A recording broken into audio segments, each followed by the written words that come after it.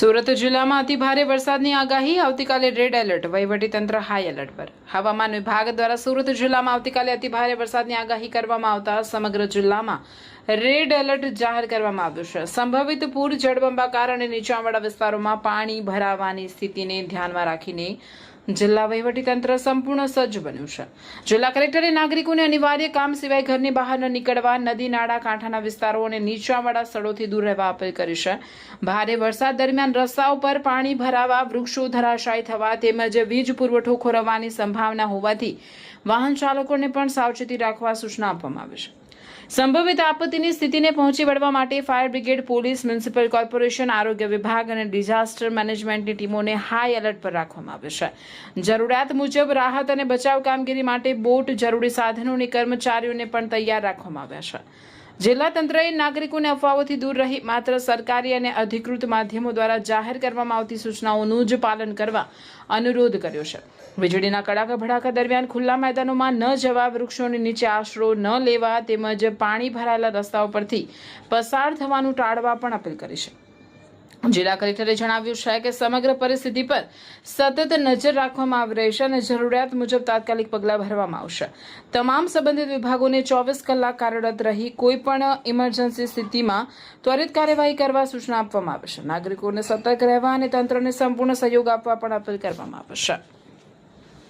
विस्तार में जुलाई 30 और 31 दो दिन के लिए अलर्ट दिया गया है। 30 तारीख के लिए ऑरेंज अलर्ट है और कल 31 तारीख के लिए रेड अलर्ट भी दिया गया है।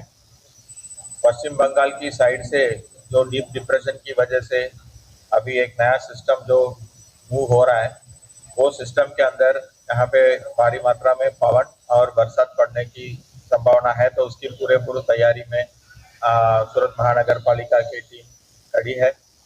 एक एसडीआरएफ और दो एसडीआरएफ और एक एनडीआरएफ की टीम भी तैयार स्थिति में रखा गया है। उनकी पूरा बोट व्यवस्था के साथ तैयार है। इसके साथ साथ जो लो लाइंग विस्तार है वहाँ पे लोगों को स्थलांतर करने के लिए भी व्यवस्था की गई है। खास करके जो पवन की आशंका है तो उसके लिए पूर्व तैयारी के भागरूप में 150 जैसे जोखिमी होर्डिंग्स है उनको हटा दिया गया है और 100 जैसे जो वृक्ष हैं जो गिर सकते हैं उनको भी हमने हटा दिया है और जो इलेक्ट्रिकल पोल्स हैं उसको भी हटा रहे हैं। उसके साथ साथ हाई मास्ट में जो टावर्स हैं उसके अंदर जो लाइट है उनको भी सेफ स्थिति में लाया गया है।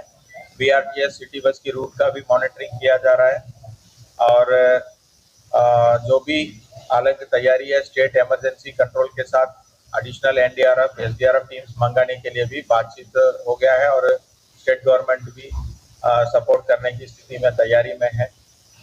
सभी जो बीचेस हैं और ओपन एरिया में जो मेला चल रहे हैं उनको भी बंद किया गया है। सभी नागरिकों से विनती है कि कल पूरा दिन जो है बारिश की संभावना है, तो वो जितना भी हो सके घर से बाहर निकलने का कम रखें। जरूरियात है तभी निकले और थोड़ा तकेदारी और सावधानी के साथ रहे, ऐसे विनती करें।